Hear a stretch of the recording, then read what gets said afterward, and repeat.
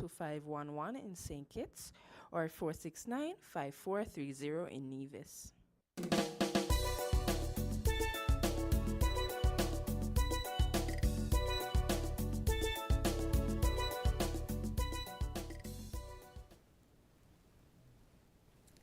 Hi, good morning to the general public.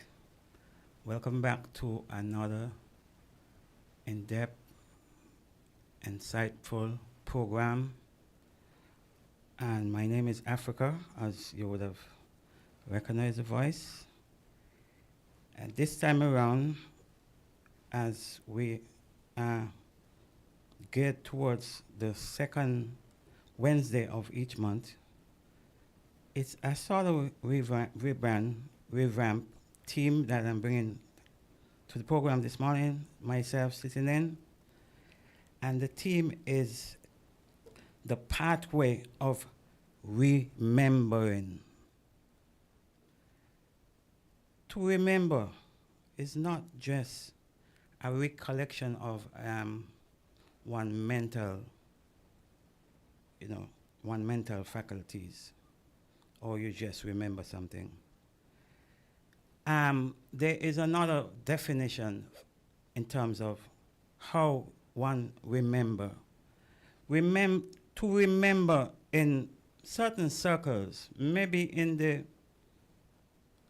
the scientific circles of medicine or physical medicine, you reassemble pieces, fragmented pieces. You put back something that was once whole as a unit, as a body, and it has been fragmented. So you're gonna remembering it by putting back the pieces like a jigsaw puzzle. That will explain it. So the pathway to remembering, or the pathway of remembering, is a pathway which, in the language of the Twi language in Ghana, it is something that we embrace in the diaspora, and we call it Sankofa. You can hear there are programs by that name. There are even individuals by that name, Sankofa. But what is Sankofa?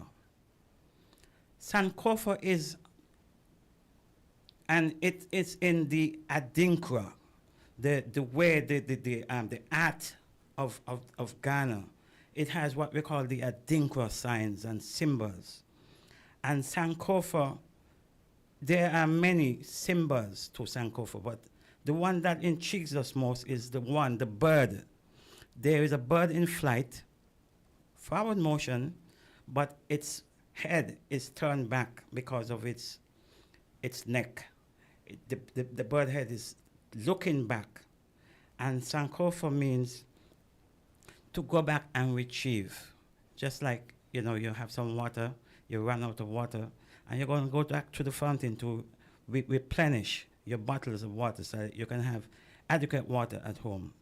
So this Sankofa, this remembering, we use the word Sankofa to go back and retrieve. Because believe it or not, we are in our comfort zones in these plantation islands, which we call home. And some of us, at times, even me myself, get complacent and forgetting that there needs to be a remembering, because we were taken out of our comfort zones. So what I'm going to start from is I'm going to play a clip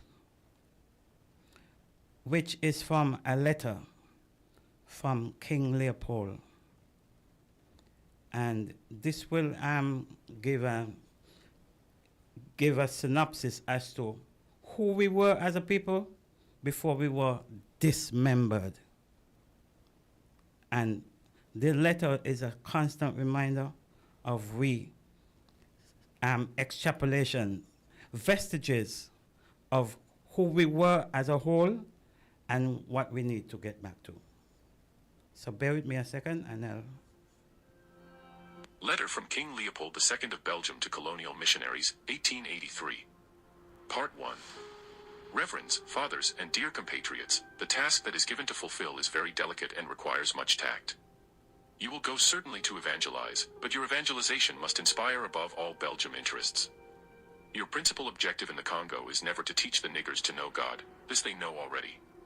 They speak and submit to a Mungu, one Zambi, one Zakamba, and what else I don't know. They know that to kill, to sleep with someone else's wife, to lie and to insult is bad. You are not going to teach them what they know already. Your essential role is to facilitate the task of administrators and industrials, which means you will go to interpret the gospel in the way it will be the best to protect your interests. For these things, you have to keep watch on disinteresting our savages from the richness that is plenty in their underground to avoid them get interested in it, and make you murderous and dream one day of overthrowing you.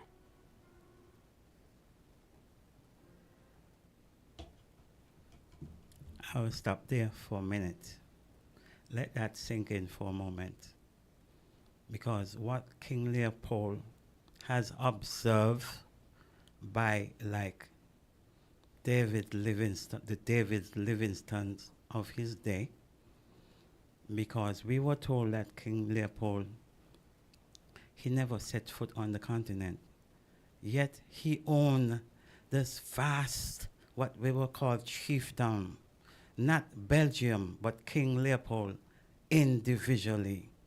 So according to the reports from the spies, the David Livingstones of that day, he would have gotten reports as to the observation as to how these people once lived, and what it takes to break them, what it takes to dismember them. And so my mission, like what King Leopold told the missionaries, what their mission were, my mission is to prick your consciences, you, majority of you that are listening to me, the vast majority, some 90% or 95% being conservative, of the listeners, the residents, the natives of these lands. These lands are people who hail from those kingdoms like the Congo and the Benin and the Yoruba spaces.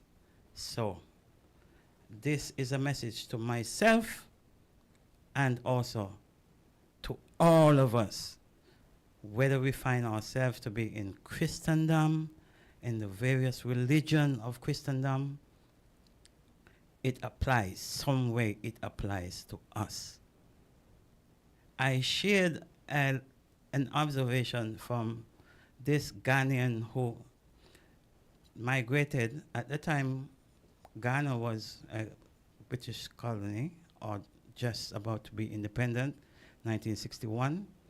And this brother in Ghana went to London, and he had on his kente wrapping, that cloth. And the kente is a reminder of even a biblical reference. Even though I don't like to reference the Bible, I can speak about the Bible because I was affected by it. I was influenced by it. So when Joseph was given this coat of many colors, similar to the shirt that I'm wearing, the very colorful reflection of the Caribbean and the tropics and Africa and so forth. When Joseph was given the coat of many colors by his father in the biblical reference cause his other brothers to kind of envy him. So the coat of many colors is an African attire, because you travel the world over and see the attirement, even though there are different colors in Asia and so forth. But the diversity of the colors in Africa speaks volume to what I'm talking about. So without further ado, I just want to pour a little libation, because like anything else, libation is a form of blessings and goodwill to the divine and to our ancestors. So blessings and divine that it does at morning time to all our the divine and our ancestors, so that this program should continue on a positive path to impart information that would able to prick my conscience and the consciences of so many. Quint, in a nutshell, that's it. I want to go further into the pathway of remembering and what I call the nuances. I have chosen 11 nuances. 3 of those 11 nuances are like the basic tenets of life, which are housing, food, and clothing, attirement. Those are 3 of, but there are many tenets that we can go into as to remembering the pathway of who we once were prior to King Leopold writing the letter to the missionaries to tell the missionaries how to go about your task to break the niggers or the niggers from their pathway. Well, I'm gonna engage you occasionally, but right now I'm looking for the computer to do what it's supposed to do here and let me be able to take that bit of a commercial break. So let me see if I can do that right about now. 98.9. 98.9 is Win FM.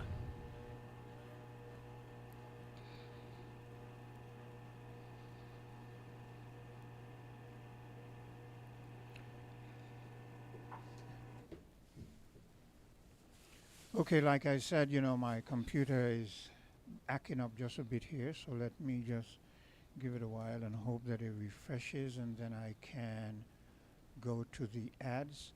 In the meantime, is there anything else that you want to speak on before I take that bit of a commercial break? Again, my apologies, but you know how technology works sometimes. Yes, so. Okay. We're different. We're 98.9. 98.9 Win FM.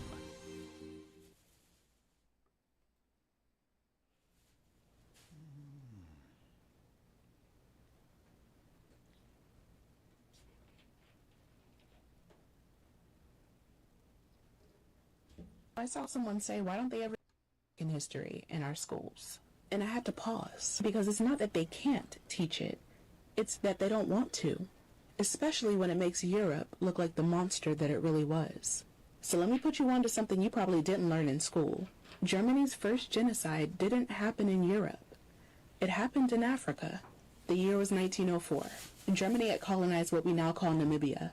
And when the Herero and Nama people resisted, not violently, just refused to be erased, Germany responded with brutality that'll make your stomach churn. They poisoned wells. They pushed entire communities into the desert and cut off their access to food and water. They built death camps. They chained people up, used them for forced labor and medical experiments, even beheaded them and shipped their skulls back to Berlin, all in the name of research. Not as evidence of war crimes, but trophies. Sound familiar? Because it should. Germany tested their genocidal playbook on African soil before the Holocaust, and then they exported that same cold, calculated violence to Europe decades later.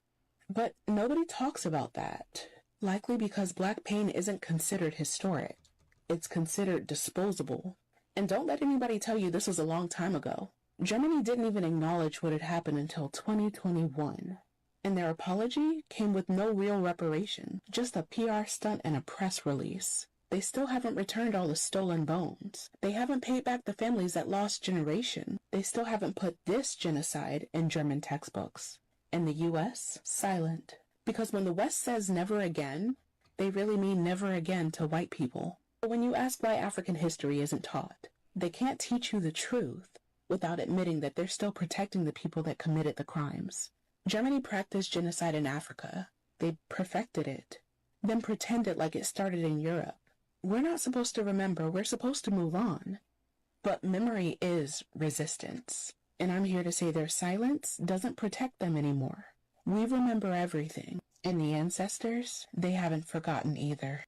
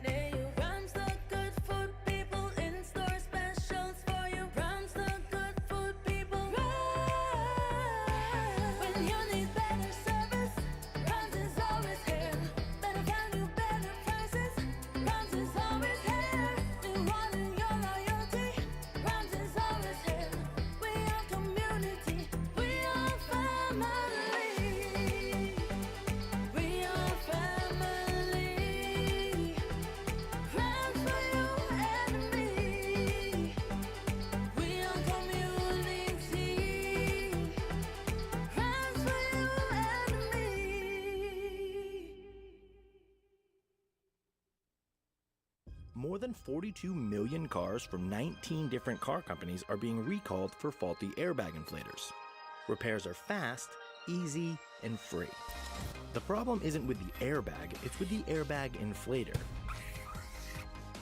Because the inflator can rupture, shooting shrapnel through the airbag, which can cause serious injury or even death. Don't risk it, fix it.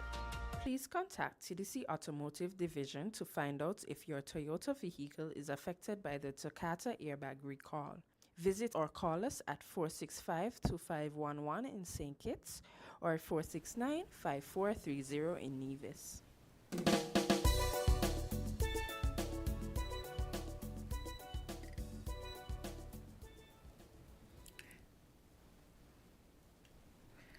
Quint, you played a clip just now, and you said that the computer was acting up, and as soon as the computer sorted itself out, I don't know if it was a result of algorithms. Well, I played that from my computer, not the system's computer. You see? The system's computer is what plays the ad, but it was just stuck, and I couldn't, bear the dead silence, so I had to play something, and I just clipped on something that was immediately at hand.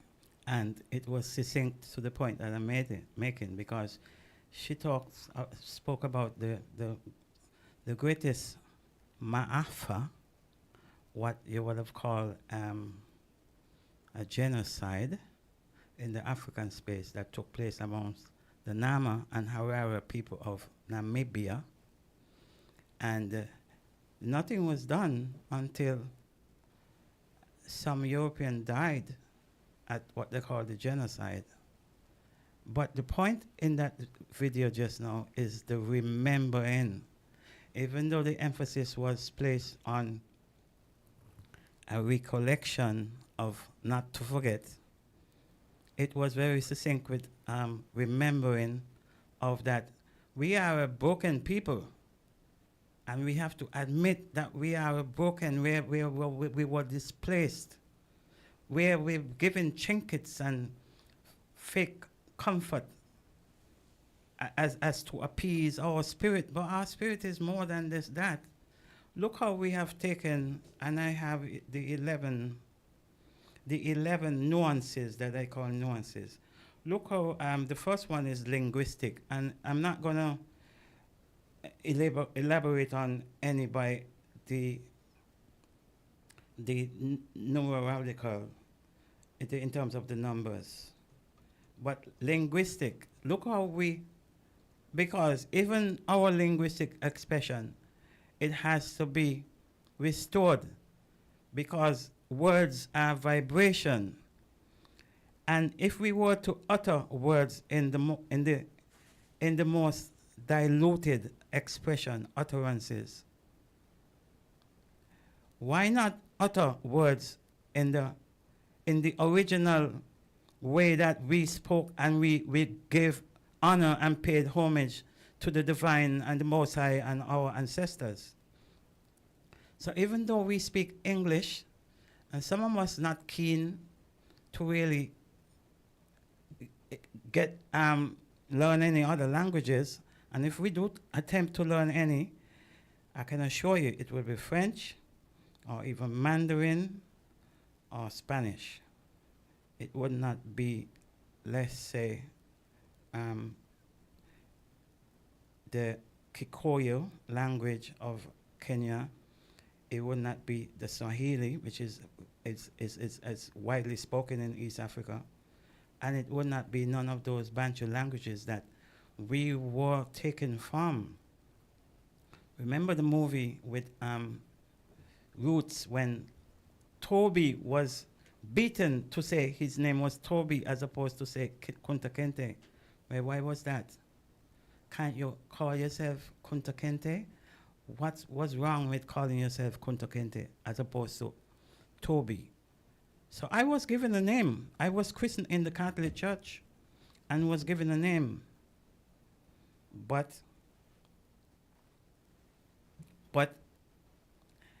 taken out from the perspective of a conqueror, of an empire. You see, empires wanted to have their communication in their own spoken and written languages, or language, like the Romans, the Latin, right? But those people who were conquered in those empire, in those spaces, always remembered their own native tongue. One of the things that fascinated me is when, even today, a lot of when nations address the United Nations, for instance, they have interpreters that interpret in their in the language, so that both English speakers or French or Spanish or other speakers will understand, get the message. But Emperor Haile Selassie, he rarely spoke in the English. He would have spoken in his native tongue, the Amharic of Ethiopia, one of the many languages of Ethiopia. So those are things that we observe and know, that to speak in your own native tongue, it speaks volume, because the English language is the most borrowed language. It has borrowed from Latin, Greek, and if you check the footnotes of the dictionaries, you will see that, where it was borrowed. So here is it now. We are speaking a language that borrowed from other languages to broaden its vocabulary, so that we could have words borrowed from other languages to explain. And that is one of the things that was bastardized when the spiritual, what we call religious text, was translated from the original to the many languages, to Greek and to Latin, and then to English. You have double mistranslations, and along the way, because the English could not have provided the meaning of a particular word or words from the most ancient languages, they bastardize a lot of words that we use today. But don't you think they intentionally did that? Don't you think it was intentional? That's a good question. I can tell you that even of notwithstanding of their intent, because it's very misleading, because it has misled a lot of us. Notwithstanding of their intent, they just could not have done any better, because those languages were so pure and their vibration was so high that is no way the English and other languages that was of lesser volume in terms of the vibration could have substitute for those pure languages. That. But let's say we go to Egypt and some of the interpretations, and we say there's a word or hieroglyphic or whatever that they say means one thing, and they have all their discrepancies as to what it means. But they say it means black soil. right? We say it means black, Like the word Kemet. yes, but they say it means black soil. But whether it means black soil or just black or black skin, the emphasis is on black. And rather than putting the emphasis where it should be, they broaden it in a way so as to dilute the meaning, and then they disseminate it. So Exactly. rather than saying the Egyptians were black people, they say, no, that doesn't mean black as in black people, it means black soil. But don't we come from the soil? If you were to go to the biblical context and it says, and he took dust, dirt, and made what? Flesh? And so there's no getting around it. But not only that, the black soil and the thing, lightning doesn't strike twice at the same spot. That is profound, and that was taken from Professor Parliament, Dr. Check Antediop, an ancestor. He said lightning doesn't strike twice at the same spot. And that is a lot of food for thought by saying that, because what you mean by lightning doesn't strike twice at the same spot? Even though they might say, oh, the word Kemet means black soil, and it's coming from the Eurocentric ideology in terms of beginnings, they have concluded that all people originated from Africa. So even though you want to move away somehow from, the black people as opposed to the black soil, lightning doesn't strike twice at the same spot. And so everything has a common origin where it all started. Okay, I'm going to play you another clip here, right? And it relates to history or black history. So I want you to give it to a listen. In the meantime, perhaps you can get another clip that you would like to play too, as to strengthen what you might be conveying at a particular time. And the whole history of America is the history of rich white men telling not rich white people that their enemies are black and brown. It starts in the colonies of what would become the United States. Let's remember, during the colonial period, mid-1600s, there was no such thing as white people.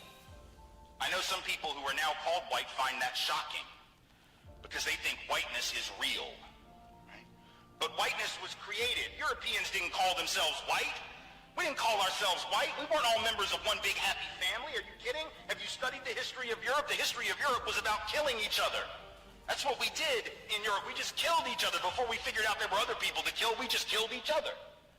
I mean, that was the history of Europe. The English hated the Irish, right? Northern Italians didn't even think that Southern Italians were Italians. The Germans hated everybody. There was no team called white, no race called white, but all of a sudden, in the middle of the 1600s, there was. Why? Why was it suddenly necessary to create this thing called the white race? Well, because rich people can count. That's why. And so rich folks looked around, the ones that owned all the land, in the colonies, the colonial elite looked around and they realized something, that they were heavily outnumbered by African enslaved folks, by European indentured servants who were just one level above a slave, or other Europeans who weren't technically indentured servants, but they were still peasants, didn't have any money, didn't have any land, and they could do the math. They were heavily outnumbered by African enslaved folks, by European indentured servants. Have you studied the history of Europe? And just in case you're wondering, that is a white professor. So don't think that is a black man speaking there. That is a white professor. So there came a time when they decided. You see that fits into where we were speaking about the black soil, and they want to move away from the black soil. Yes. But then they push this white context now. Yes, from the turn of the 18th century, all of the literature were whitewashed to portray people, and he made the point that prior to the Berlin Conference, and it became the Berlin Conference, but before it was the Berlin Conference, let us go back to the letter of King Leopold, because it was the Congo. It was the Congo Conference, like, you know what I mean? Everything was like centered around that space of the Congo, because it was so mineral dense, rich, in terms of the turn of the 18th century coming into the 19th century, where rubber was a commodity, you know, that was befitting of the automobile industry. And rubber, you know, I mean, it is there. It is there where even children hands were amputated because they did not fit the quota of getting enough rubber to the supply and demands of enough rubber, where the children would be climbing trees and extracting the rubber from a particular tree and have it all on their skin. And to get that rubber from their skin, they had to be scraping even the very flesh of their skin. So that is when they decided to stop the fighting, because there are other peoples to be exploited. But if you look to today, because today is Wednesday, and come Friday, it's supposed to be a sit down with two of the most powerful men from Europe or European origins that's supposed to be sitting and trying to flesh out things of another country, a pawn country, because they are pawns. Because how is it you're discussing matters of another country and the quote-unquote president or prime minister of that country is not present for that discussion? So here is where Europe sat at the Berlin Conference and decided how they would carve up other lands so that they would stop fighting. Now they were responsible for the two so-called world wars.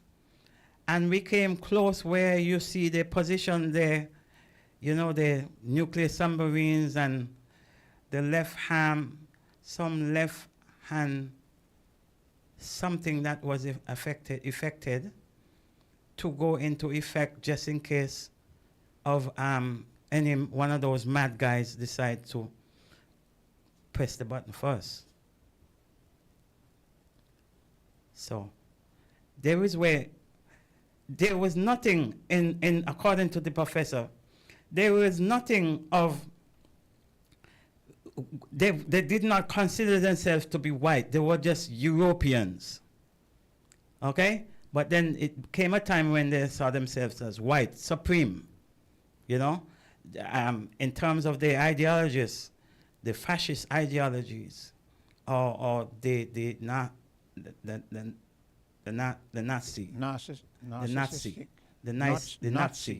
ideology. Yeah. Those ideologies came into play. And you can see the divide even in the US today. Take, for instance, the state of Texas and the District of Columbia, where I think the National Guards will call out for the District of Columbia because Donald Trump decided that it is too violent. Violence is rampant in the capital. And so there was always fighting. Not that we'd never fight, but there were rules to the game when you do fight. And skirmishes will occur from time to time.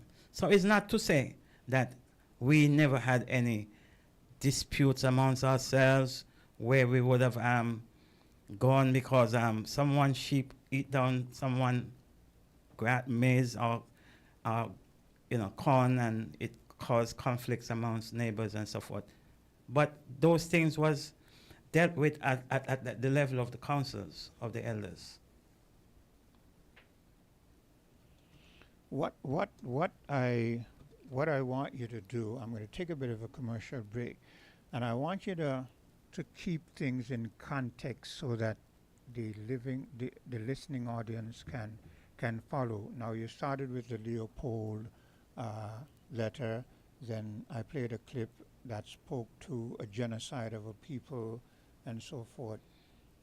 And then I also played a clip that spoke to the Caucasian race and how when they decided to unify, to divide the others, how they classified themselves, whereas at the same time they would not admit that the word even black in relation to Egypt and what they discovered in those various tombs was relating to a black people.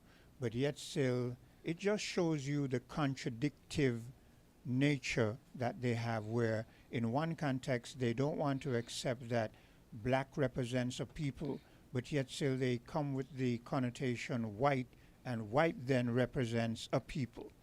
So you see how when it's good for them, it is applicable, but when it works against us, then they don't want to, when it should benefit us, and they don't want it to benefit us, then they discard the relevance of meaning. So we're going to take a bit of a break, and I'll be right back. We're different. We're 98.9. 98.9. Win FM. More than 42 million cars from 19 different car companies are being recalled for faulty airbag inflators. Repairs are fast, easy, and free. The problem isn't with the airbag, it's with the airbag inflator. Because the inflator can rupture, shooting shrapnel through the airbag, which can cause serious injury or even death. Don't risk it, fix it.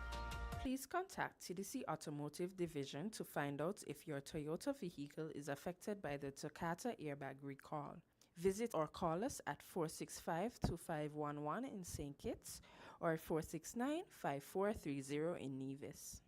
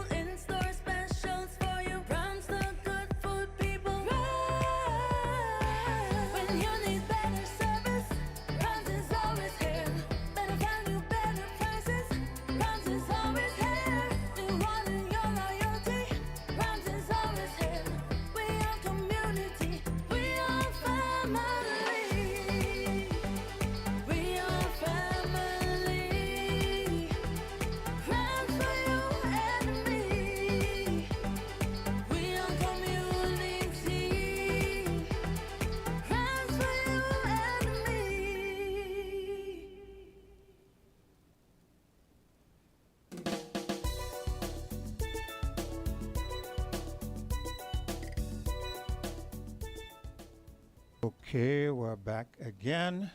So, Africa, do you want to insert anything presently? And I'm gonna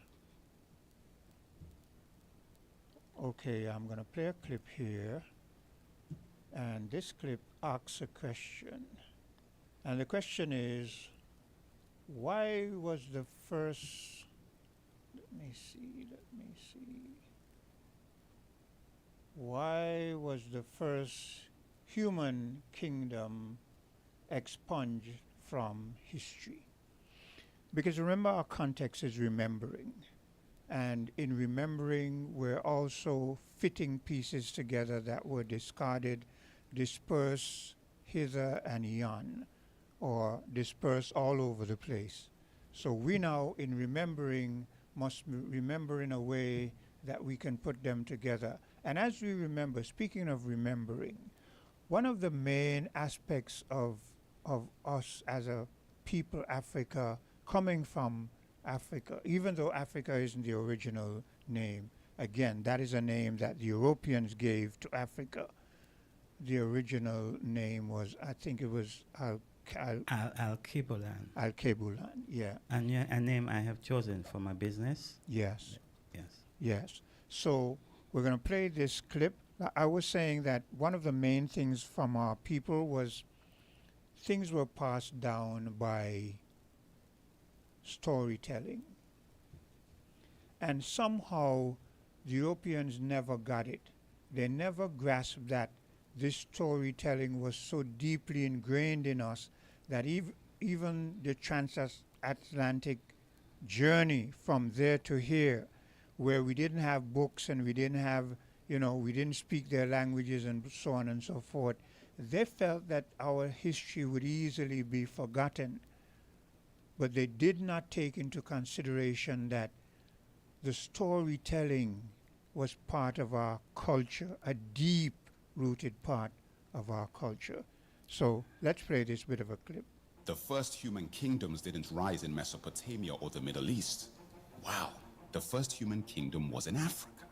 I'm going to tell you what it was called, who built it, and why it's now missing from the history books on how the world began. Pay attention. In the land we now call southern Egypt and northern Sudan, a kingdom rose before Egypt's first dynasty ever existed. Its name was Tarseti, the earliest known kingdom in human history, with rulers, royal tombs, palaces, and sacred symbols of kingship carved in stone. Crowns, scepters, falcon thrones, all appearing in Nubia, modern Sudan, centuries before Egypt. Even ancient Egyptians remembered it. They called it the land of the bow. A rival, a foundation, a beginning, and modern archaeology confirms it. Tarseti is not a theory. It's a fact well documented, excavated, and studied, but it's left out of textbooks and erased from the timeline of human civilization. The truth is, accepting this fact that Tarseti was the first true kingdom changes everything. And the truth about human history has been upside down ever since. Remembering. And not only the truth about history has been upside down, but we know that the beginnings of the Nile was south, deep south, and it passed through Tarseti, what we call Nubia, the Sudan today, then through Egypt, then into what is called the Great Sea, or the Mediterranean Sea. So, not only is human history upside down, even the way they portray the map. I was thinking the very same thing. Yes, they portray the map. And that is why I wear the map like this, because even though it spoke about the first kingdom, kingdom, there were deeper civilization even as far south as what we call South Africa. And it's number 9 on my list here, which is drama and play.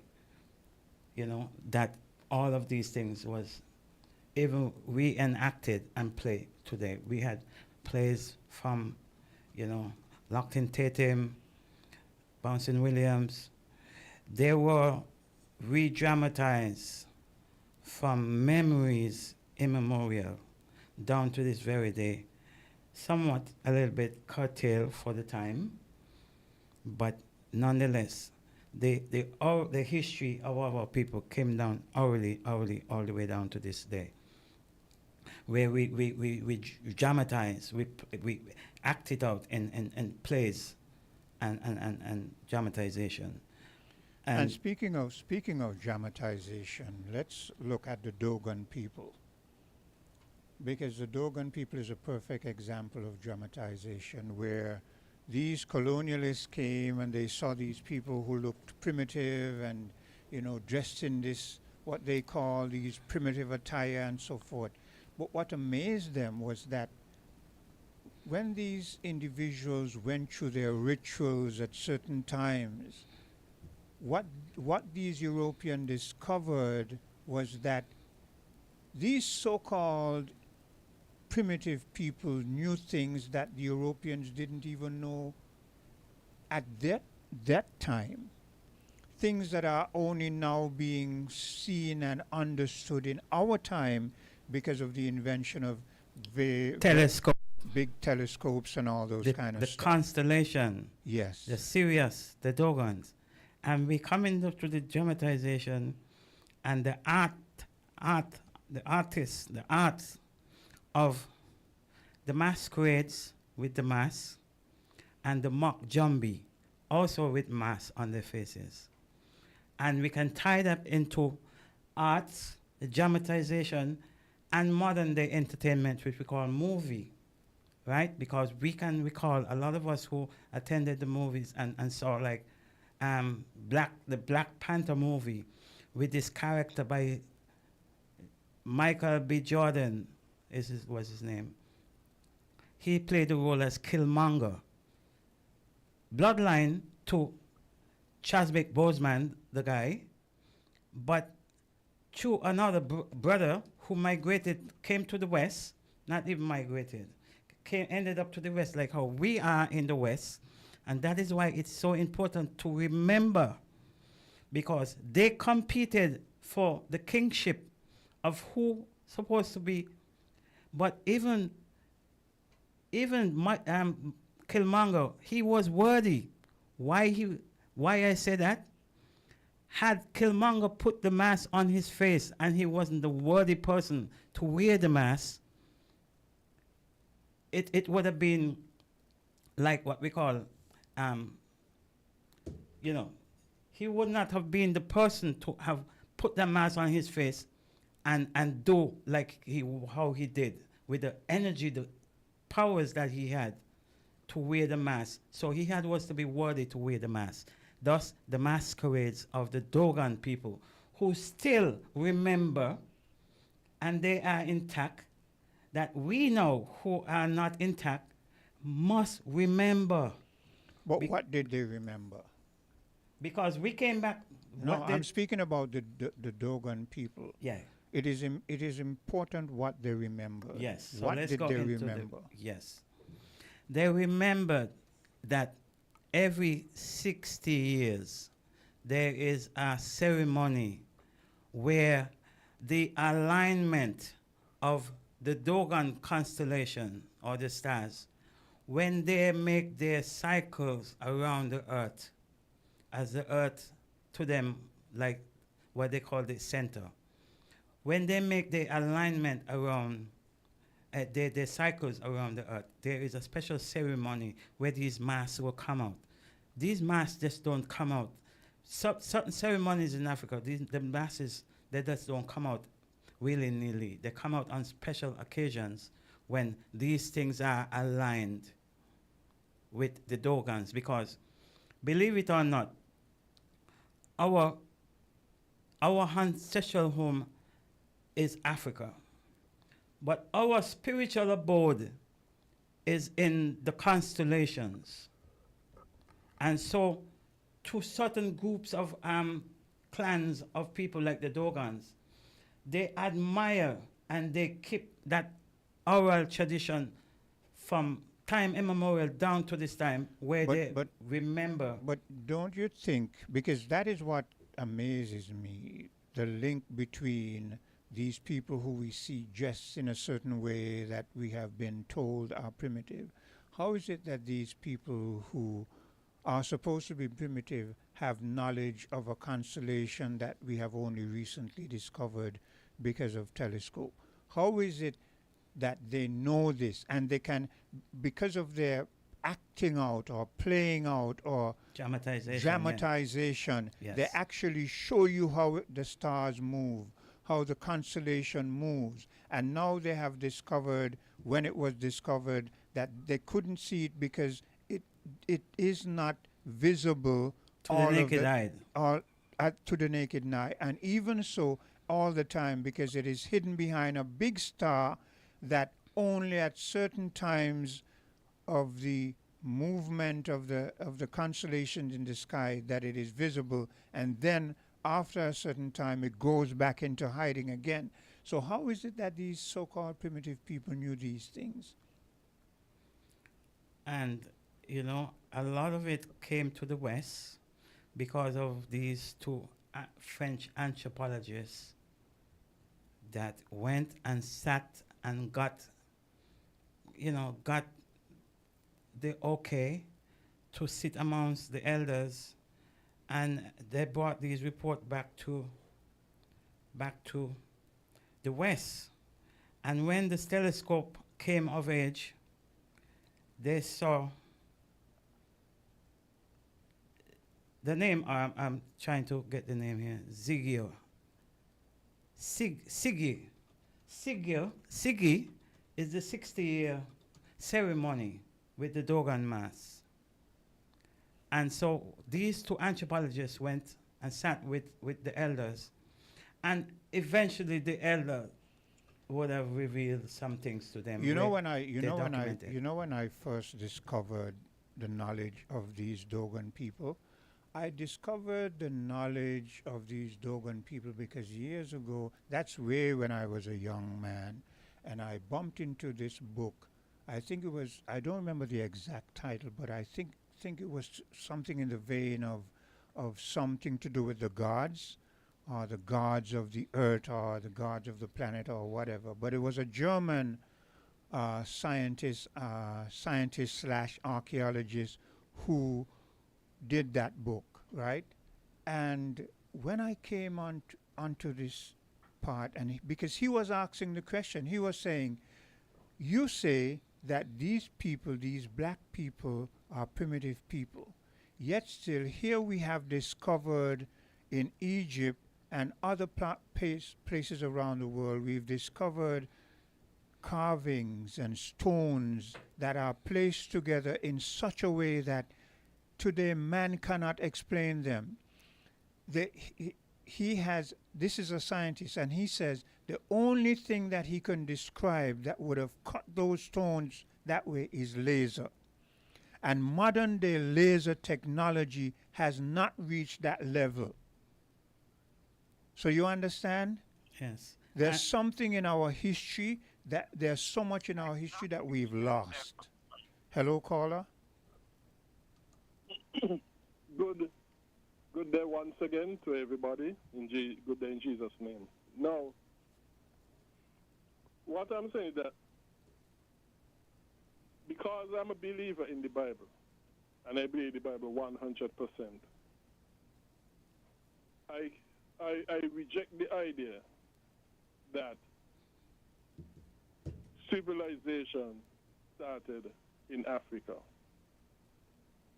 Because if I believe that, then I have to say that the Bible is wrong, and therefore I have to say that God is wrong. Where does the Bible tell you civilization starts? The Bible says civilization, well, after the flood. The ark. Well, we can't go after the flood. Well, I'm telling you what because the you're speaking about civilization. You're speaking about old civilization, right. New civilization. What? You can't tell me you're going to tell me about civilization and you're going to tell me after the flood. Well, we don't have any other reliable record of civilization before the flood. The only reliable situation records we have of civilization did Noah exist before the flood? Yes. Okay, so there was a civilization before the flood. Yes, and the only reliable record we have of that civilization is the Bible. And this is where me and you were going to always clash, because here you first said one thing and now you're saying, I asked you, I said, so Noah existed before the flood. So Noah couldn't have existed. Noah couldn't have existed as one individual, because one individual, Noah existed before the flood. So Noah couldn't have existed. Noah couldn't have existed as one individual, because one individual, Noah himself, could not have existed. The Bible, okay? And what does God destroyed them because of the wickedness? God says. No, the Bible isn't what God said. The Bible is what you believe. The Bible is what you believe God said, Greg. When the Bible, also I believe when the Bible says that when the Bible speaks to us, it is God speaking to us. Africa, I'm going to bring you. Africa, I'm going to bring you back into the conversation because I don't want to leave you out. Now, you understand my train of thought. You understand what I'm trying to say here. I am asking the question: what race of people decided that before the flood everything was so horrible that God decided to destroy everybody and then recreated the earth. And then after he recreated the earth, here's all kind of nonsense happening now. After Noah, who was one individual who had to be of one pigmentation or one color, he then begets these sons. And as far as we're concerned, Noah had one wife, but he then begets these sons who conveniently are white and black and Indian. You understand what I'm saying? Well, if I had to say anything about that, I would ask myself, where did I read, or what book did I read about before, or the flood, the event of the flood, or the events leading up to the flood? What book in the Bible would I have read those narratives? And I think it would have been the book of Genesis. Right. It's the book of Genesis? Right, yes. Well, Speak of civilization before the flood and after the flood. well, if my memory serves me right, because the Bible is only a slight point of reference, knowing that I know where the Bible came from, and I would rather to go to the source. I would rather to do Sankofa than to really.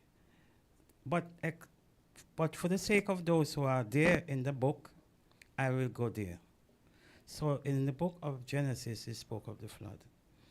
What are the few first or second names of a place, a regions? Because we're just dealing with geography there, right? We're just dealing with point blank geography. Here you have a geographic place, the earth, a big geographic globe, bam. But what are the name? What is the name, or what are the names of one or two places on a particular geographic space on the globe In Genesis. that was mentioned, as opposed to the rivers that emanated out of this lush garden, this tropical forest area where so many fruits was abound? And I can assure you, it was one of the names, at least, was Ethiopia. It wasn't Rome. It wasn't Italy.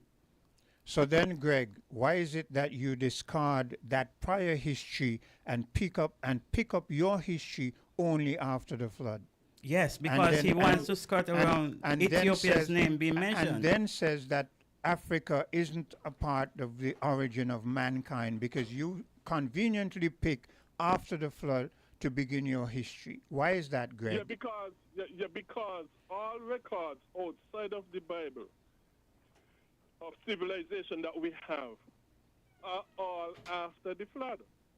But we just showed you, but Greg, Africa just showed you before the flood, the names were mentioned of places that existed before the flood. And one of the names again, Africa, repeat that. Ethiopia. And so today, on the continent of Africa, a nation proudly carries that name. So why, Greg? So that we will always remember. So why, Greg, do you discard that representation of a name of a place in Africa before the flood? Let me explain something. The land before the flood was different. So whether, Greg, that isn't important. Whether it was different or not. I'm in process of answering you. You think no? I must say that to answer your question. Okay, go ahead. Yes, the land before the flood was different. It was just one landmass. So you find the names of places before the flood in Genesis and are mentioned after the flood. When they are mentioned after the flood, they are mentioned in memory of lands before the flood. For example, you have names in Saint Kitts, for example, that were named after places in Europe. Okay? There are, so it's a similar situation with the flood. Because men. No, Greg. Let him finish. Let him No, finish. hold on, Let hold him on. The the European thing was a result of colonization. Yeah, but let him where finish. people forced their way of life on other people's spaces. Yeah. Yes, and when people dispersed after the flood, after the Tower of Babel actually, and went to different places, they named places in memory of what they knew before the flood. Yes. It does not mean that those were the same exact location before the flood because the land was different.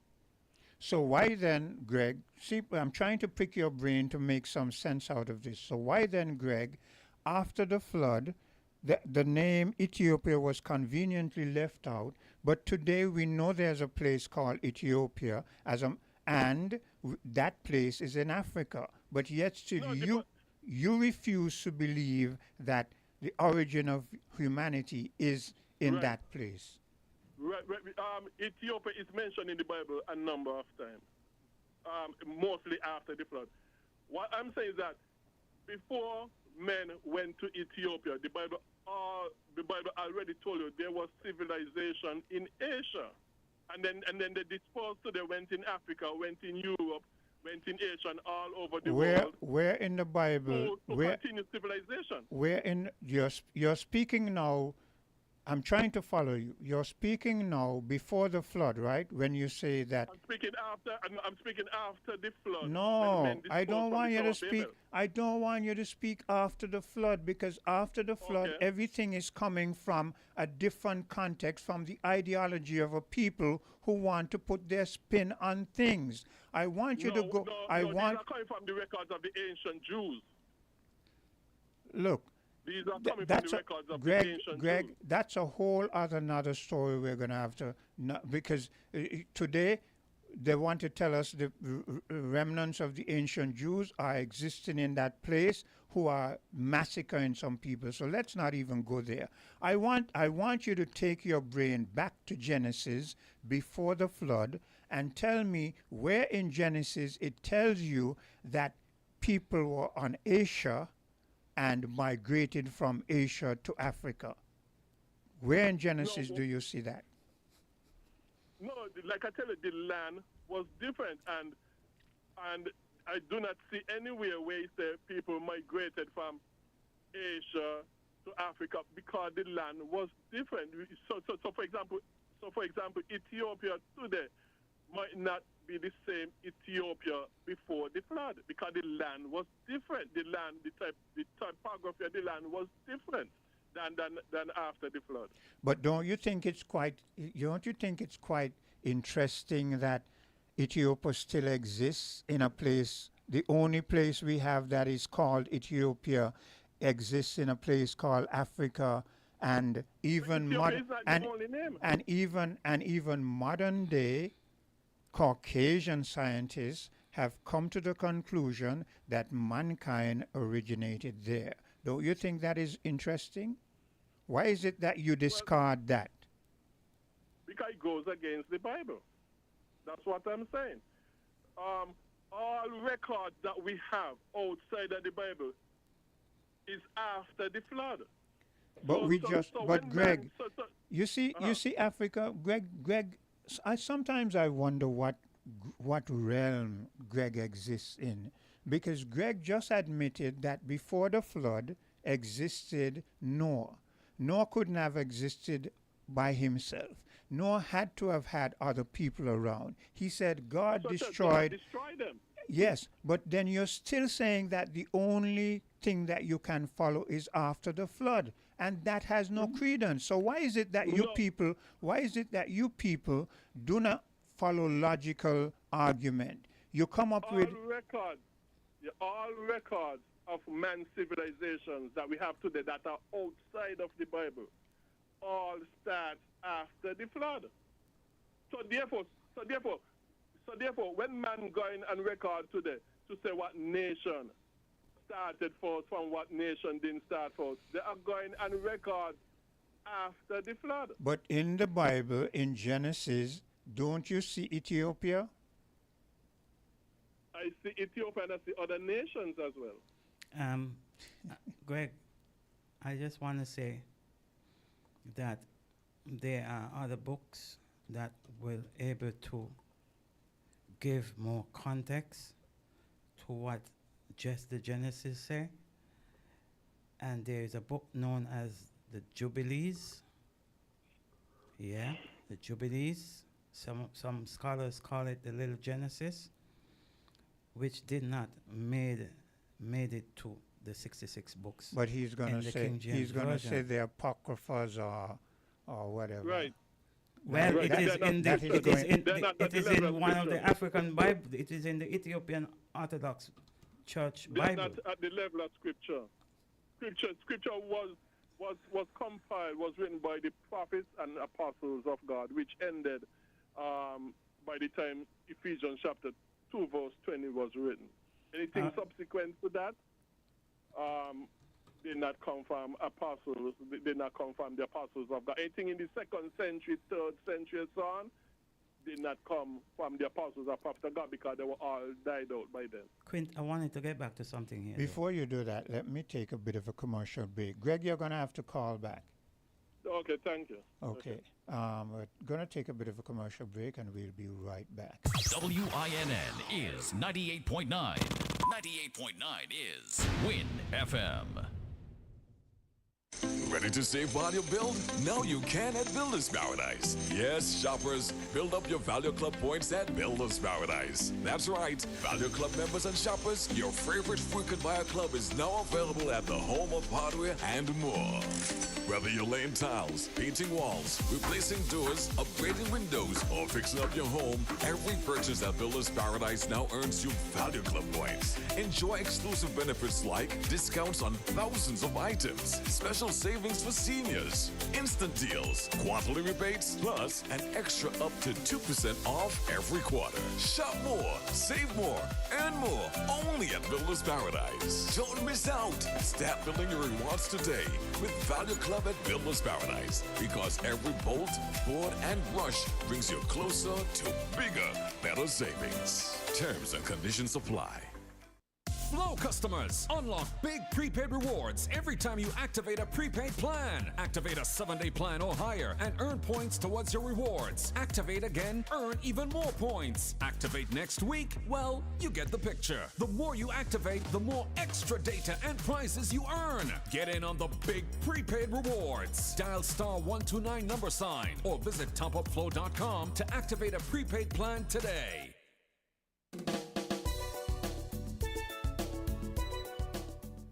Okay, we're back. Africa, you can continue. Yes, I want to read a snippet from which number 4. It is number 4 on the chart of areas, the nuances that I have identified. And we was talking about the Dogon and the mask and so forth. And this paragraph says, the folklore dramatization of masquerades and mock jumbi are tangibles of the fusions of matter and spirit in the form of a mask that is adorned on as a headdress at ritual ceremonies such as Sigi, Sigui.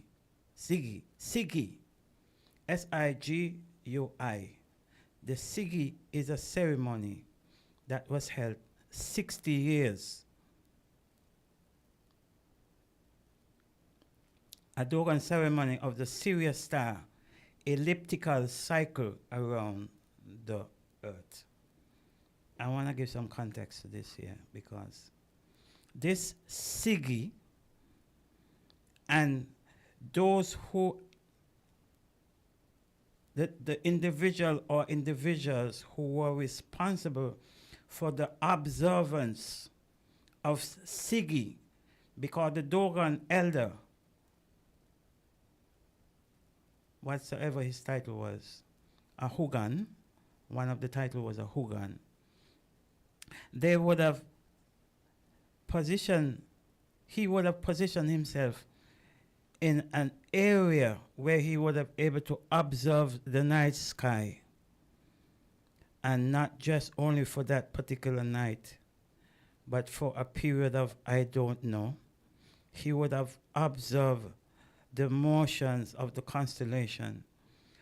One of the best places on St. Kitts to observe that is out on the southeastern side, where you look up in the night sky and you can actually see the constellations if you're positioned east, west, north, or south.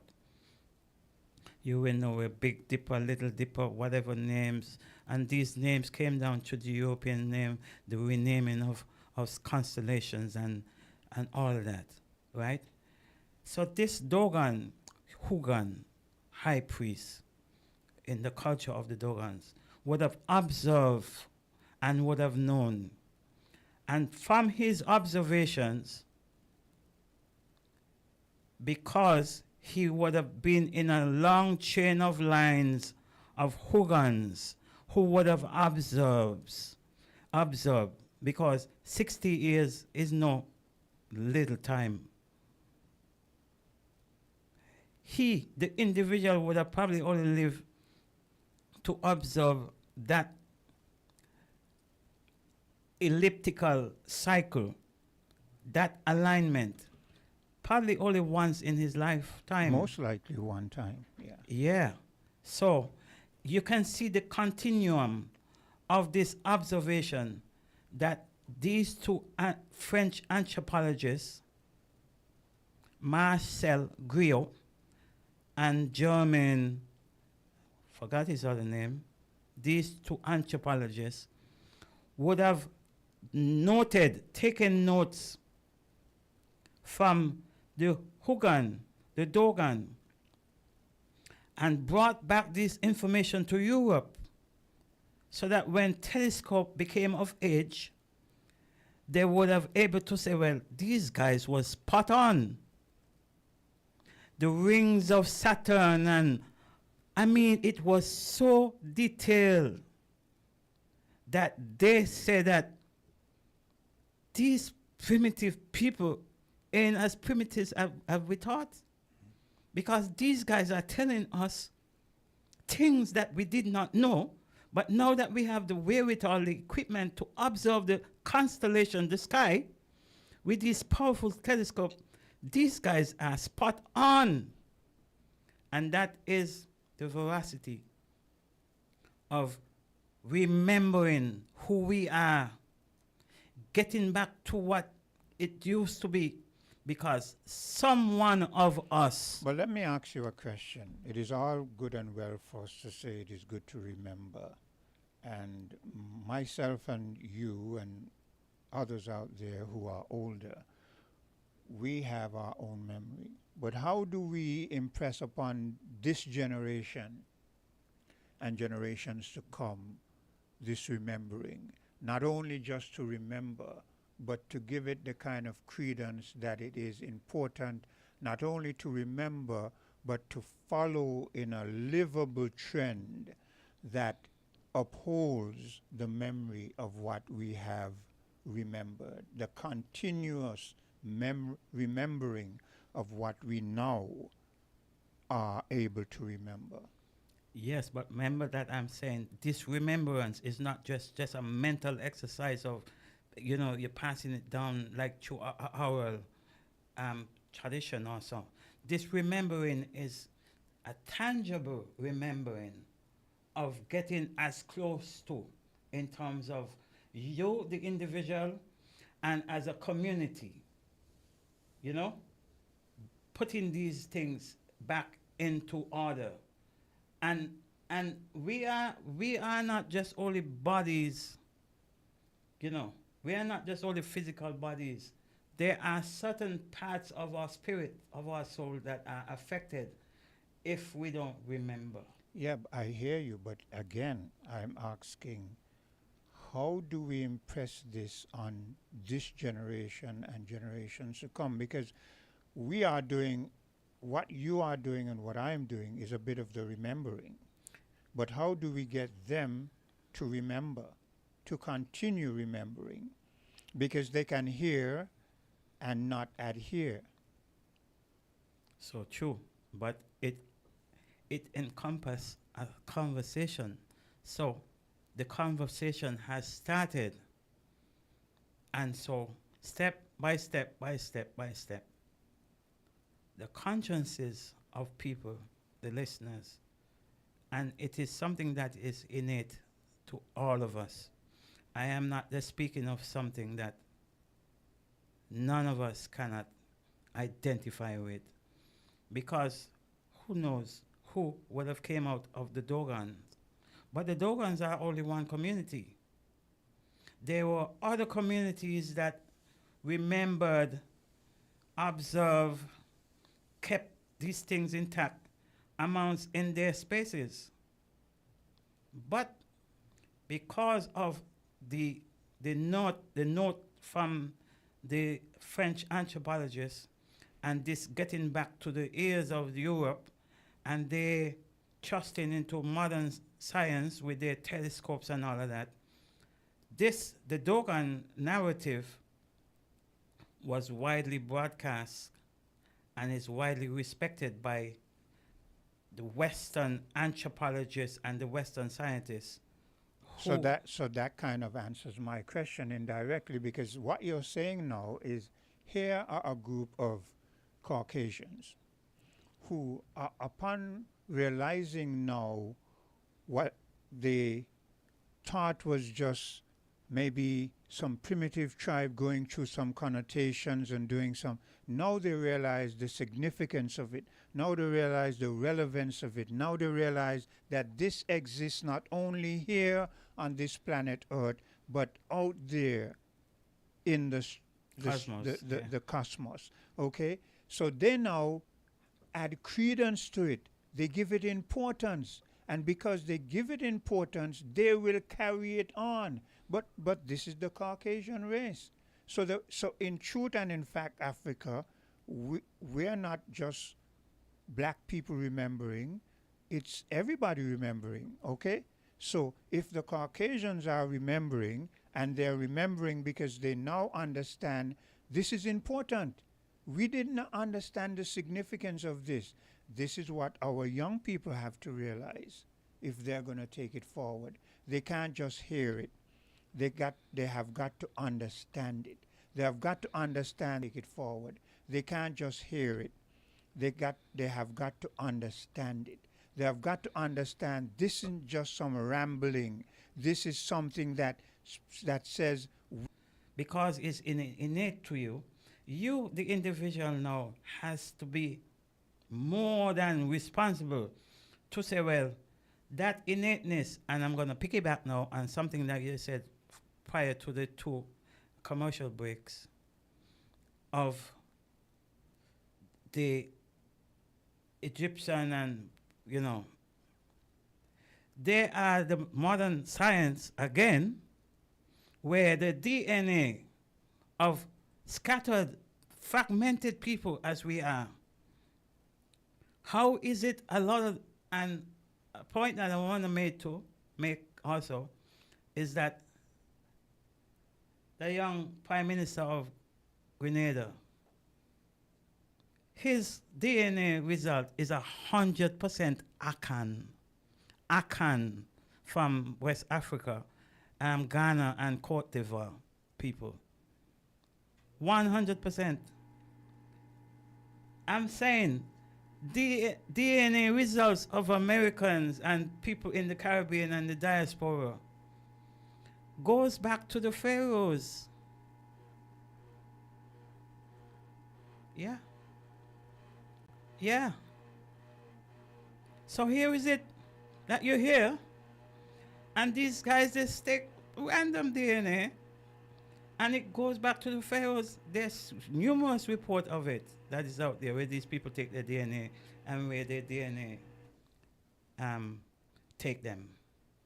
So your innateness, that innate core of you, having to remember this, it is a personal responsibility and a collective, because we are a unit, we are a body, a communal society, has to bear that responsibility to carry it on to the next generation, not just in a recollective manner, but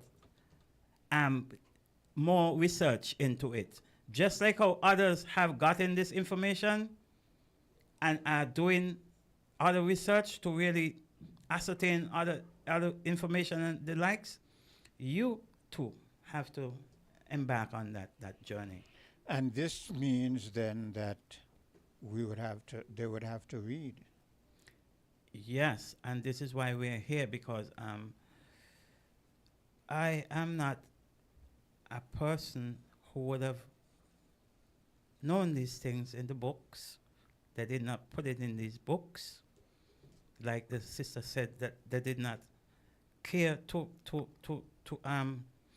talk about this Ma'afa of the Nama and Herero people of Namibia, but they put other stories that interest them because it happened to their space. So it is not, it is in some books, but it is a part of who we are also. And the reason I put emphasis on the fact that we must read is that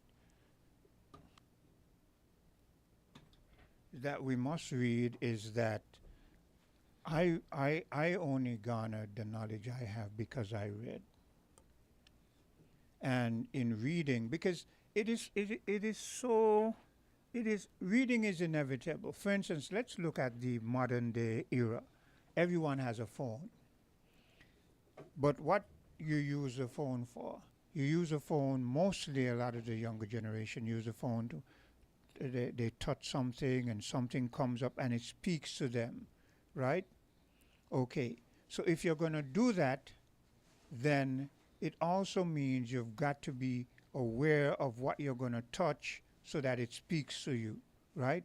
Because we're in a modern era now whereas once ago I had to take up a book and actually read it, now you can press a button and a book is read to you.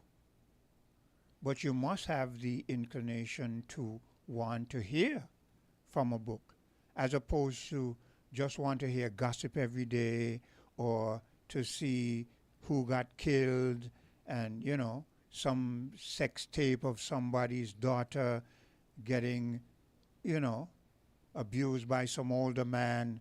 You can't let that be your everyday happening. You have to have a yearning for something deeper than that. Yes, I agree. And one of my nuances is literature. And there is a vast array of literature.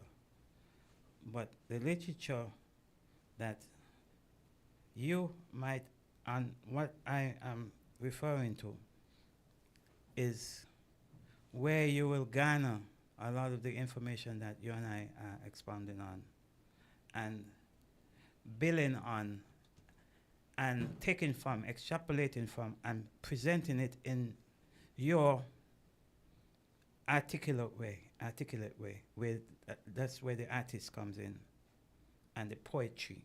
I also have poetry. So let me name them because I have not named them in their entirety. And it's not in any particular alphabetic or numerical order. My first one is linguistic. The second one is spirituality. What are you naming? I am naming the 11 nuances that I have identified where we can build on, go into, remember, the remembrance of what our diet, they call diet, I choose to call it levity. Yeah. What our eating habits were before we came down with all these sort of diseases. Because believe it or not, we're not just only sick in our bodies, but we are also sick in our bodies. Explain that. I don't understand. We're not just sick in our bodies, but we're sick in our bodies. Elaborate. Yes, the illness, the disease that we are experiencing is not only restricted to the physical body, you know what I mean? As we get older, we come down with our nerves and our, you know. It goes beyond just our physical body, but it is very obvious that we eat, and as we eat, is not all edibles are competitive to the body. Some of it, what we eat, the edibles we eat, seems that it's poison also, because of, like linguistic, the language, because of we're not resonating on a high volume of, because words that are spoken are vibration, but the wavelength, and you spoke about the wavelength and the reach that WinFM has or doesn't used to or intend to go beyond to reach a wider array of the listening public. Likewise, language and words are very effective, and they emanate on vibrations, high light vibration, low vibration, middle vibrations. Likewise, your intake, what you eat, can be of a higher level where you get more nutrients, more minerals, because the plants, the roots of the plants, they've got deep down into the earth, and it extrapolates the minerals and convert it into electrified particles within a solidified form that when you partake of it now, it is competitive to your solar plexus, because that plant, part of what that plant enjoyed is the radiance of the sun and the chlorophyll that penetrates it. All of that comes down, and the earth, it comes down, and the plant get that, and then you, as a result, eating from that plant, it's become beneficial to your body. Because of we're not eating on that, because we eat a lot of processed food around here. And because of the processes that food gone to, it is like diluted, where you just, I'm not stepping on anybody's toes here, but we eat a lot of flour food, flour and rice and so. And all of the processes. Speaking of flour, it is stripped of all of its nutrients. Speaking of flour, Africa, I saw. Well, you know, I'm. My kids are grown. I live by myself. I do everything for myself, and so I cook for myself. Mm-hmm. And because I love to cook, I sometimes, when I scrutinize the web or whatever, I delve into, you know, something. I might be perusing for something other than cooking, but I might see something that, you know, looks good, and I might decide, well, okay, let me dig into it and find out what it's all about. So recently I saw, and this happens a lot of time, I saw this particular thing, and it looked kind of golden, crispy brown, you know, and it looked very, very appetizing. So I said, let me listen to it. As a matter of fact, I was over in Connery with one of my aunts when I was doing this, and I was there sitting on the bed, and we were both watching it, and it was interesting for us when you saw how they put this together and blah blah blah. But it started with flour, and then they got some like potato and certain other, you know, vegetables, and they mushed them together and then put them in this covering with potato and fried it, sort of deep fried it, so that it had that golden brown stuff. Now, after they did that, they said, well, okay, they're going to prepare some other meals to go with that. Well, do you know that they prepared about maybe 3 or 4 other dishes, right? And they were all to do with flour. So that's too much flour. Not a balance, imbalance. Even though it had some Irish potato and a few other things, these were not like plant life. Like, you know, Irish potato, it doesn't really have any fiber. You follow me? Mm-hmm. And certain others. And so I remember I turned to my aunt and she laughed and she said, man, them people living off of just flour. And the like I will use a word that's now disease. And if we put it in syllabic form, this is a compound. If you use a compound. We have a caller. Go ahead, caller. Yes, Quint and Africa, it's me again. Now, Africa mentioned about the Dogon people, and I've heard this many years back, about the pinpointing some things in the heavens. Now, what I'm going to say again is going to be very controversial. But it is possibly, I'm not saying it is, but it is quite possible that if it is true that they had this knowledge, then it could have come from demonic spirits. Because demons, they know certain things as well. And you see Africa where he always goes with this. It's either it's biblical or it's demonic. But not only that. If it is true, and the same demonic spirit that you might have accused the Dogons for observing the constellation, and if it is true, there are other narratives in the Bible that might be true, that the demonic spirit, the same demonic spirit, probably would have been responsible for. Case in point, the chief wise men, or what you call them, the magi or the magi, depending on what your language you're referring to, that came and made the enunciation that this person was supposed to be born and at a certain time and such like that. It was as a result of observing the same constellations where they saw the star in the east. Maybe the same star that the Dogon saw. So what is your point, Greg? So there were that star that the Magi saw was not what we call star today. That was something that was supernatural because it led the Magi to the place where Jesus was born. But it didn't lead the Dogons to the accuracy of what modern scientists agreed to. No, the serious stars answer that the Dogons spoke of, those were stars in the heaven.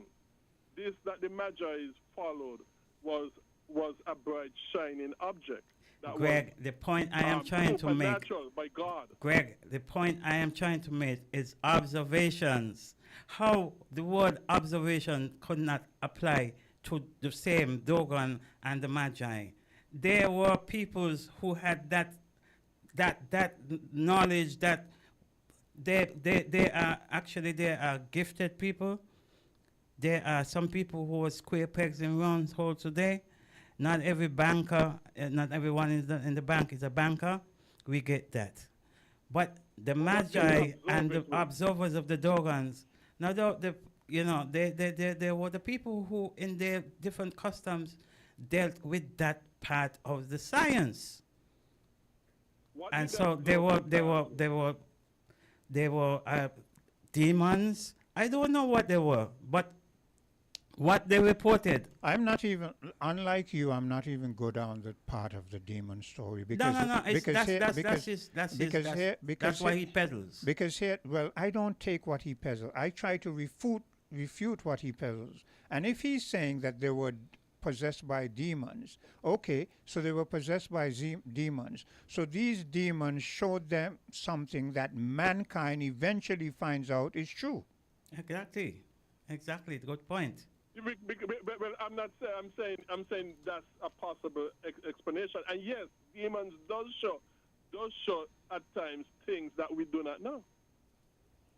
Because the demons have more knowledge than us of the physical world. That is why, for example, UFOs and those other stuff, that people don't know how to imitate and that sort of. Those things are demonic, and how they fly and that sort of stuff, we can't even do that today because the demons them know more about the physical world than us. So why does it have to be that it is demons who know more than us? Why can't it be that it is some intelligent force, or it is a force from the Creator itself that comes to us and enlightens us about these things? But you won't believe that because you don't believe the Creator speaks to mankind anymore. No, except through the Bible only. Except through the Bible only. And what I'm saying is that these people were not dealing with the God of the Bible. If you're not dealing with the God of the Bible, then the only other alternative is that you're dealing with demons. And there, Africa, lies what the colonialists have done to us over time. The colonialists came to us, a people were taken from there to here, and they, in trying to dispel what we knew, they said, no, what you know is from demons, it's demonic. So change. So change it. And go back. It's and change. It's true, from it is evil. true. It's from evil spirits. So now this is what we're saying now. But if a demon come and tell you something that is true, it is still true. So if Satan come and tell you something that is true, it is still true, and you hold it as true. Yeah, you don't dispel it because of the source. If it is true, it is true. In my notes here, Quint, in my notes here, we got about maybe 11 more minutes and then we're out. Yeah. And your fellows, take care. Yeah. All right, Greg. Yeah. In my notes, trying to pull it up, but I spoke about according to. I say according to because it is recorded. It is recorded in Jewish and Islamic literature that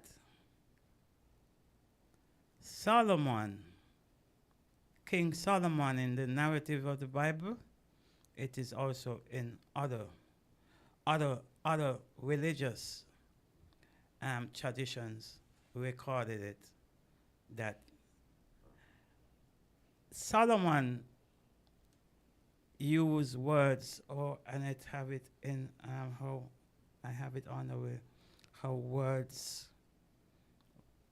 So it's linguistic. I have it on the linguistic, how words are spells. And when King Solomon, we know of the narratives, the stories about Solomon and his many wives and so forth and so forth. He called up what they call the jinns, J-I-N-N. Yeah, jinns. Yeah, the jinns. And I think when I remember coming across that when I was young, and when I eventually saw words like the genie and all that kind, I said to myself, I could see where this comes from, the jinn, which comes from Africa, right? And then you have these genie and these other spill-offs. Yes. And Solomon called the jinns, which they because there are spaces, there are the world's spaces, there are the world, the physical space that we physical people are in, and then there are spaces where those who would have been here before and they have made their transition, and but there are some of those entities that can bridge our space. And Solomon, it is said, according to the narrative of the Islamic literature and the folklore of the Jewish literature, called up the jinns and had the jinns to do work on the temple. So here is it. According to Greg, God's temple was constructed by these jinns. I don't know what category he would put them in. I'm just saying. So here is it. We're having a conversation, and because it's Dogon people from Africa, who these French anthropologists recorded extensively, went back to Europe And as they got the scientific instruments like telescopes, found out that these quote unquote primitive people was spot on, the credit that they deserve and their way of life has become demonic. Well, by Greg's standing, Yes, they didn't according- say. Look, Look, yes. when you're making your statements, be very Yeah. clear. Yes. The people who discovered that this is true, they didn't say it is demonic. It is Greg who is saying Yes, it yeah, is according to demonic. Greg, yes. I'm in the train of thought of what Yes. Greg, according to Greg's perspective. But you said something there where you said that words spells. Spells. In the Bible in Genesis, what did it say? In the beginning was the Word. Yes. And the Word was God. Yes. And the Word was with God. It was an utterance. Yes.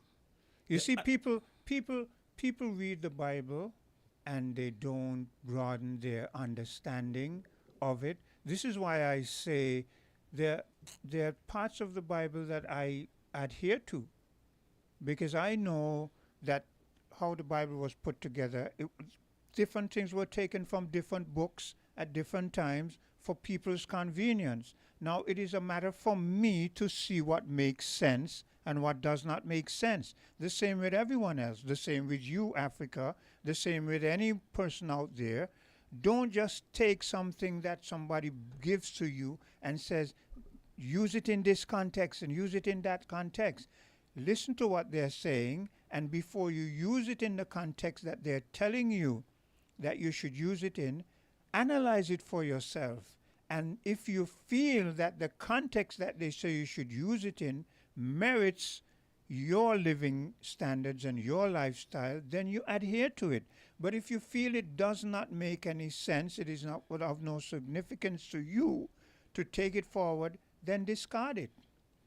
And we're here having a conversation in the English language, which was forced on us one generation, and then it died. The way we communicated our utterances died, and then we continue by salving in it. We use words like Sankofa and Ma'afa, and words we use from those original languages that we know that our people spoke. And we here communicating in a language which is low vibrational. Is not a language that we can, it's a language that we use nonetheless, but we know that it is low vibrational. And in order for us to raise our vibration in terms of communication,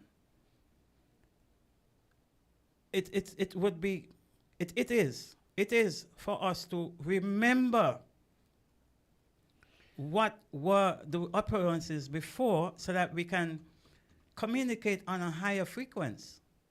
But even that is, let's be realistic, Africa. There are certain things, I hear what you're saying and I agree with you, because in other words, what you're saying is when we broaden our knowledge base, it means that we open up our minds to higher levels of learning. But having said that, I, over time, have come to the conclusion that it's going to take a hell of a lot and maybe some time before we get back to that mental level. I'm not speaking physical now. I'm speaking about the mental level of frequency harmonic communication. You understand what I'm saying? Yes. A lot of what we did, our foreparents did back then, a lot of what was done during the building of the pyramid, we've lost. It's going to take a hell of a lot for us to get there. But and I know it's not, but the conversation is warranty. Yeah, I agree. It is warranted.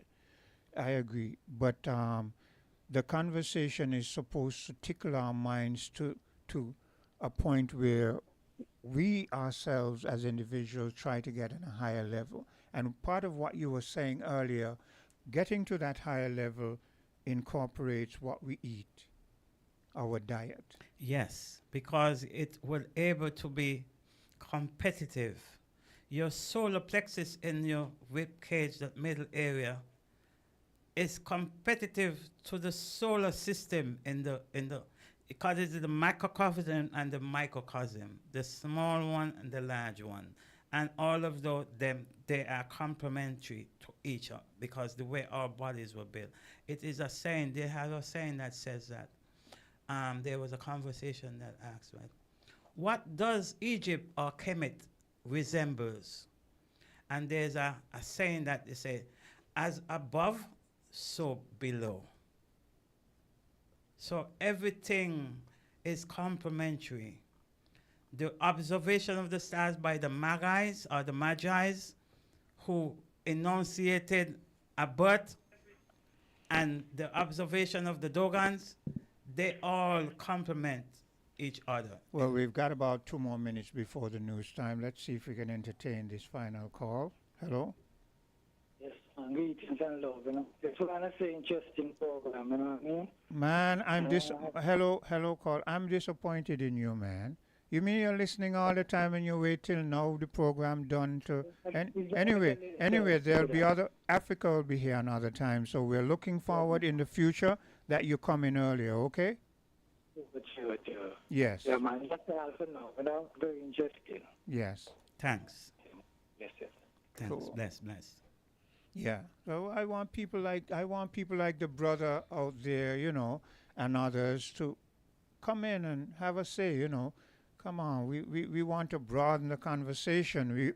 We want your input because, like, for instance, that brother who just called, his input is of importance to us, to the conversation. And you notice I'm going back and forth. I'm going back and forth with the nuances that as we continue the program, we're going to find that, like the diet, what we call liberty. And you see, speaking of those two words, diet and liberty, the etymology of the English language, and even though there are what we call the I really can't help you because I don't no, I don't even know though, where your mind I was is. trying I to, don't know even where though we say the A, E, I, O, U, the vowels, and then the consonants, right? Yeah. The three, even though they are vowels, the way the word starts, you know, the etymology of the word speaks to two things. D-I-E, what's the word D-I-E spells? That's why we prefer to use the word L-I-V or L-I-L-E-V. But you see, Liberty. I'm following you. Yes. Because in diet, it starts with a dying. Yes. So. And in liberty, it starts with living. Just like how food is complementary to the body, and food could be your, like the saying that let thy food be thy medicine and thy medicine thy food. Likewise, if you don't make your food your medicine, you will likely to make your food your poison. Yeah. Okay? Just like food, making it your medicine to complement your body for what we call longevity. Just like phonics and the word, the etymology of words, diet and liberty. If you had a choice, you would have chose liberty because you're eating to live. But you see, if you have a choice and you're not enlightened, you will choose diet.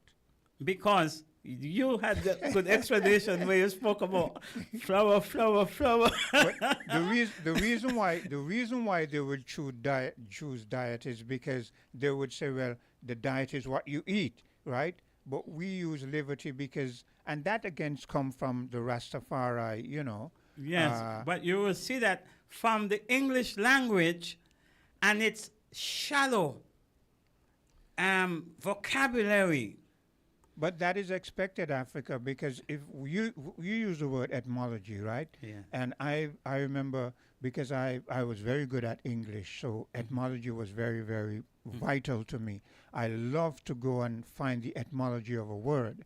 But I found that when you deal with anything to deal with the etymology, you're going back, they're only referring you back to Greek. Yes. And then coming forward. Greek or Latin. So that is like Greg saying that humanity begins after the flood. Yes. So and there is more to it than Greek and Latin. We can't do that. I call them Johnny come latelys. Yeah. They are Johnny come latelys to our narrative. But this again is important to any young person listening. This is why we admonish you young people to learn and to have a yearning for learning. Because whenever you venture into that realm of reading and learning, it becomes addictive. It never ends. And it is better to be addicted to learning and knowledge than to be addicted to any other drug on the face of the earth. Alcohol and all those other things. The second hobby. Yes. Like, what's your hobby? You know what I mean? You go to, I go on the beach, you go places and you see other people. They're into their books, they're reading. And it becomes what they call a hobby or an addiction and so forth. What I found, and we're just going to end anytime, what I found is a lot of women still read. But what I've also found to the negative is that they read a lot of fictions and romantic novels. So I remember my last kid's mother, she would read a lot. And this came a sort of a falling out between myself and her, because every time I would see her when I would see her with books, I didn't have a problem. But then as we were living together for years, I began to say to her, ask her like, so you only read romantic novels? So I would give her, another book, another kind of, but she took it as a form of resentment, like, she just wanted to stay in her realm. And then not broaden her. Yeah, and then I felt like, okay, so if she wants, this is me now thinking to myself, if she wants to stay in that realm, then I don't feel that she's the kind of person I want to move forward with. You understand? Mm-hmm. Because I want someone who I can relate to on a certain level. You understand? I can't relate to you when all you think about is these romantic novels and because romance has its place, but life is not about romance. Life has the bitter, life has the bitter, life has the romantic, life has the vicious. You understand? Agree. And so it should be a balance. That's it. I agree. Yeah. So, and that's how we come to an end for today. The invite, and we will continue. So remember next month. Yes. The second Wednesday it is. Yes. Yes. And I will continue to, except to say one last note, the second Wednesday in each month. So September, the second Wednesday, note it on your calendar. I will grace my presence, and we will continue this insightful and in-depth conversation as we belong. Thanks for listening. Cool. Thanks for having Take me. care. You found the sound. 98.9. Win FM.